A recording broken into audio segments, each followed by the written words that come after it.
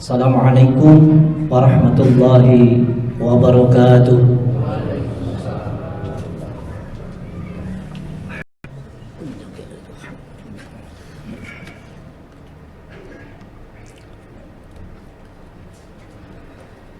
Alhamdulillah, alhamdulillahilladzi khalaqal mauta wal hayata liyabluwakum ayyukum ahsanu amala. Ashhadu an la ilaha illallah wa ashhadu anna Muhammadan abduhu wa rasuluhu la nabiyya ba'dah. Allahumma fasalli wa sallim ala hadha nabiyil karim Sayyidina Muhammadin wa ala alihi wa ashabihi wa man tabi'ahum ila yaumiddin, amma ba'd. Faya ibadallah, usikum wa iyaya bitaqwallah wa ta'atihi fi kulli waqtin la'allakum tuflihun. Qala Allah ta'ala fi kitabihil karim, a'udzu billahi minasy syaithanir rajim. Bismillahirrahmanirrahim. Man kana yuridu harsal akhirati najid lahu fi harsihi wa man kana yuridu harsad dunya nu'tihi minha wa ma lahu fil akhirati min nasib. Wa qala aidan a'udzu billahi minasy syaithanir rajim. Bismillahirrahmanirrahim. Wa in ta'addana rabbukum la in syakartum la azidannakum wa la in kafartum inna adzabi lasyadid. Shadaqallahul azim. Puji syukur marilah kita panjatkan kehadirat Allah Subhanahu wa taala. Berkat kudrah dan iradahnya, taufik serta hidayahnya, alhamdulillah. Pada siang hari ini, hari Jumat tanggal 9 Februari 2024 Masehi, bertepatan dengan tanggal 28 Rajab 1445 Hijriah. Kita masih diberi kenikmatan oleh Allah Subhanahu wa taala, terutama nikmat iman dan nikmat Islam, serta nikmat kesehatan dan nikmat kesempatan, sehingga hari ini kita masih bisa melaksanakan salah satu perintahnya, yaitu salat Jumat berjamaah di Masjid Nurul Jamil. Salawat dan salam semoga selalu terlimpah curahkan kepada junjungan kita Nabi besar Nabi Muhammad sallallahu alaihi wasallam, pada seluruh keluarga, sahabat dan umatnya yang setia hingga akhir zaman. Selaku khatib khususnya dan umumnya buat jamaah Masjid Nurul Jamil, marilah kita selalu meningkatkan keimanan dan ketakwaan kita dengan takwa yang sebenar-benarnya takwa. Hadirin sidang Jumat yang dimuliakan Allah Subhanahu wa taala. Tanpa terasa hari ini kita sudah masuk di bulan Februari di tahun 2024 Masehi, dan bulan Rajab di tahun Hijriah di tahun 1445 Hijriah. Tentunya bagi kita adalah bagaimana kita selalu bersyukur kepada Allah Subhanahu wa taala atas segala nikmat yang telah Allah berikan kepada kita, sekecil apapun nikmat yang telah kita terima. Karena itulah barangkali satu-satunya rasa tanda terima kasih kita kepada Allah Subhanahu wa taala yang telah mempercayakan untuk tetap hidup di dunia ini. Hadirin jemaah yang dimuliakan Allah Subhanahu wa taala. Pada kesempatan kali ini insyaallah khatib akan membawakan tema tentang prinsip menjalani hidup dan kehidupan sesuai dengan pedoman Al-Qur'an dan Al-Hadis. Allah Subhanahu wa taala telah memberikan kesempatan kita untuk hidup di dunia ini. Tentunya dalam menjalani kehidupan ini sering atau terjadi hal-hal silih bergantinya antara bahagia dan derita, antara nikmat dan musibah. Tentunya ini merupakan ketentuan dari Allah dan merupakan ujian dari Allah Subhanahu wa taala. Baik itu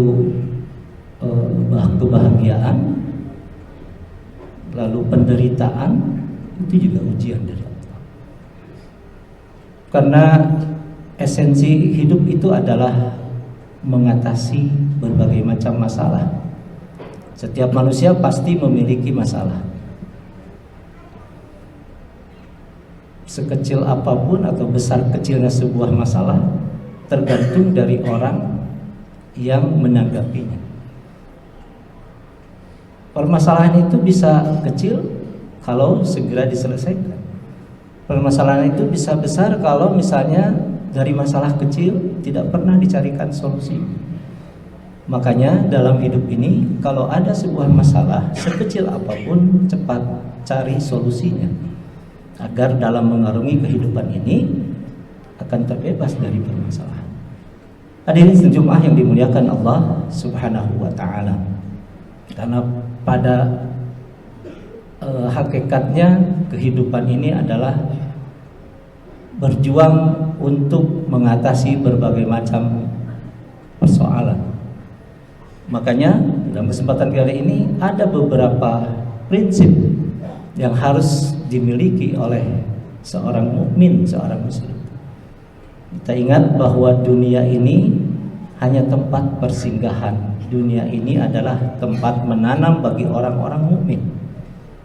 Kecuali bagi orang kafir. Bagi orang kafir adalah tempat menuai, karena mereka tidak pernah berpikir tentang kehidupan akhirat. Ada beberapa prinsip yang harus ada pada seorang mukmin atau seorang muslim. Yang pertama adalah prinsip lillahi ta'ala. Apa itu? Lillahi ta'ala, jadi apapun yang kita lakukan benar-benar karena Allah Subhanahu wa taala, bukan karena manusia. Kita melakukan sesuatu karena Allah. Mengatasi penatnya berbagai macam persoalan hidup itu harus karena Allah Subhanahu wa taala. Karena masalah, musibah itu diciptakan oleh Allah, ujian diciptakan oleh Allah pada orang-orang yang beriman. Kalau kita melaksanakan sesuatu tidak karena Allah, maka dalam hidup ini rasanya penuh dengan berbagai apalagi kalau sudah muncul sikap berburuk sangka terhadap Allah Subhanahu wa taala. Makanya ketika kita melakukan sesuatu maka harus diniatkan karena Allah Subhanahu wa taala, bukan karena manusia. Lalu yang kedua, prinsip yang kedua adalah prinsip tawazun. Tawazun adalah proporsional dengan lebih menekankan akhirat. Ingat bahwa setelah kita meninggalkan dunia ada sebuah kehidupan, yaitu kampung akhirat. Tapi ingat, ketika kita fokus kepada dunia, jangan melupakan fokus kepada akhirat, maka jangan melupakan kehidupan di dunia. Tapi kita pun jangan terlena dengan kehidupan dunia, karena dunia ini adalah tempat permainan, tempat senda gurau, tempat orang untuk menanam apa yang selama ini ditanam di dunia ini. Maka ketika kita meninggalkan dunia, di akhirat kelak kita akan menuai hasil dari yang kita tanam selama hidup di dunia. Di dalam Al-Quran, di surah ayat 20, Allah berfirman, A'udzubillahi minasyaitonirrajim, Bismillahirrahmanirrahim. Man kana yuridu harsal akhirati nazid lahu fi harsi. Barang siapa yang menghendaki keuntungan di akhirat, kami tambah keuntungan itu baginya. Wa man kana yuridu harsad dunya nu'tihi minha wa ma lahu fil akhirati min nasib. Dan barang siapa yang menghendaki keuntungan di dunia, kami berikan kepadanya sebagian saja dari keuntungan dunia, dan tidak ada baginya suatu bahagian di akhirat.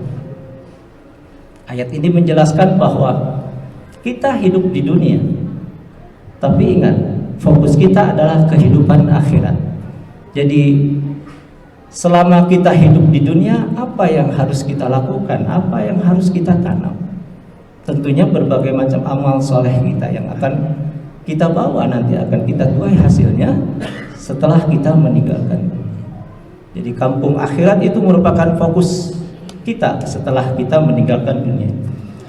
Prinsip yang ketiga ada yang dinamakan dengan prinsip barokah. Barokah yaitu ziyadatul khair, tambah-tambah kebaikan. Sering kita mengucapkan mudah-mudahan Allah selalu memberkahi. Berarti bertambah-tambah kebaikan. Hidup ini jangan asal baik, tapi jadilah yang terbaik. Ketika kita hidup di dunia maka menjadi yang terbaik. Dan ketika kita meninggalkan dunia ini digolongkan oleh Allah atau sebagai golongan yang husnul khatimah, meninggalkan dunia ini dalam keadaan baik. Dan ketika di akhirat kelak atau ketika di akhirat nanti maka masuk ke dalam surganya Allah Subhanahu wa taala.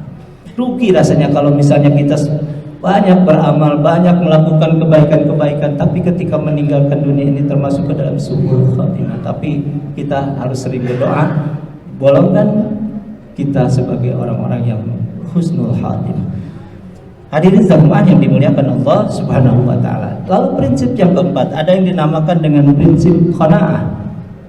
Saya sering mendengar kata qanaah, yaitu menerima karunia Allah apa adanya.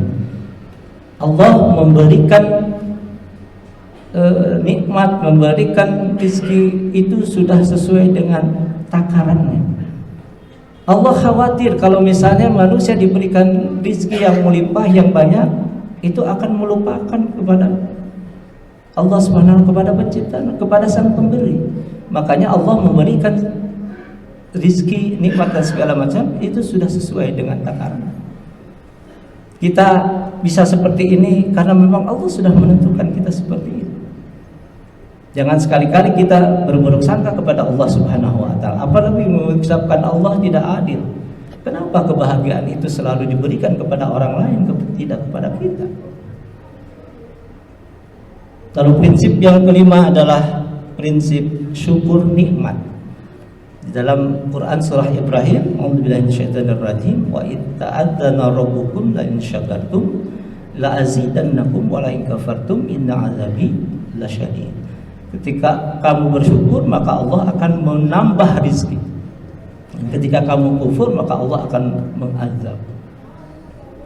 Makanya sekecil apapun nikmat yang Allah berikan kepada kita, kita sebagai hambanya, kita sebagai makhluk ciptaannya, maka pandai-pandailah mensyukuri apa yang telah Allah berikan kepada kita. Dan prinsip yang keenam adalah prinsip sabar. Apa itu sabar? Tidak putus asa dalam berikhtiar mengatasi segala ujian. Kalau orang yang selalu memunculkan sikap sabar, tidak ada kata frustasi, tidak ada kata putus asa. Karena mereka yakin bahwa Allah akan memberikan pertolongan ketika mereka berusaha. Allah akan menilai usahanya, bukan hasil. Dan insya Allah kalau usaha itu tidak akan mengkhianati hasil. Orang ingin kaya, orang ingin segala ada, tapi tidak mau usaha. Ini sering terjadi di antara kita. Makanya berusahalah kita, bekerja keraslah kita. Insya Allah Allah akan menetapkan hasilnya. Setelah kita berusaha, lalu kita berdoa, maka kita bertawakal kepada Allah Subhanahu wa taala. Karena apa yang kita lakukan, apa yang kita kerjakan, apa yang kita inginkan belum tentu diinginkan oleh Allah Subhanahu wa taala. Tapi apa yang Allah inginkan adalah bagaimana kita melakukan apa yang diinginkan oleh Allah Subhanahu wa taala. Hasilnya kita harus menerima. Karena yang terbaik menurut manusia belum tentu terbaik menurut Allah. Hadirin Jumat yang dimuliakan Allah Subhanahu wa taala. Dan yang terakhir adalah prinsip ridho. Apa itu ridho? Yaitu tulus menerima apapun yang Allah karuniakan, baik nikmat maupun musibah. Nikmat misalnya merupakan kebahagiaan, ditambah atau diberikannya banyak rezeki, itu pun merupakan ujian dari Allah Subhanahu wa taala, apalagi musibah. Jadi nikmat, kebahagiaan dan musibah itu merupakan ujian dari Allah Subhanahu wa taala. Allah ketika memberikan ujian kepada orang yang beriman, maka Allah akan memilih dan memilah. Kira-kira siapa Orangnya yang hanya mengaku dia beriman, sementara dalam kehidupan sehari-harinya jauh dari kata iman. Bagi Allah tidak ada yang sulit, bagi Allah tidak ada yang tidak mungkin. Ketika Allah akan mengangkat derajat seseorang, ketika Allah akan menjatuhkan derajat seseorang, tidak. Allah Maha segalanya. Makanya saya berpesan yang hadir pada kesempatan kali ini, marilah kita menjadi orang-orang yang selalu memunculkan sikap berbaik sangka, baik itu kepada manusia apalagi kepada Allah Subhanahu wa taala. Lalu munculkan selalu sikap sabar, syukur, ikhlas dan tawakal. Karena orang-orang yang selalu memunculkan sikap sabar, sikap ikhlas, lalu syukur dalam kehidupannya, insya Allah akan selalu mendapatkan yang namanya ketenangan, ketentraman dan kedamaian. Berbeda dengan mereka yang selalu berburuk sangka kepada manusia apalagi kepada Allah Subhanahu wa taala. Mudah-mudahan yang hadir pada kesempatan kali ini digolongkan oleh Allah Subhanahu wa taala sebagai orang-orang yang ahli dalam beribadah, sebagai orang-orang yang selalu mengasah kesalehan sosial, sebagai orang-orang yang selalu memunculkan sikap sabar, sikap ikhlas, sikap tawakal dan lain-lain. Sehingga ketika Allah memberikan potensi kepada manusia, ada potensi baik dan buruk, maka potensi baiknya yang selalu dikembangkannya. Karena dengan mengembangkan potensi baik, maka dalam hidupnya akan selalu menemukan kebahagiaan dan ketentraman. Berbeda dengan orang yang selalu mengembangkan potensi buruknya, hidupnya akan selalu berkeluh kesah dan selalu merasa kekurangan. Itu saja barangkali khutbah yang singkat ini, mudah-mudahan ada guna dan manfaatnya. Barakallahu li wa lakum fil Qur'anil Karim, innahu huwas sami'un alim.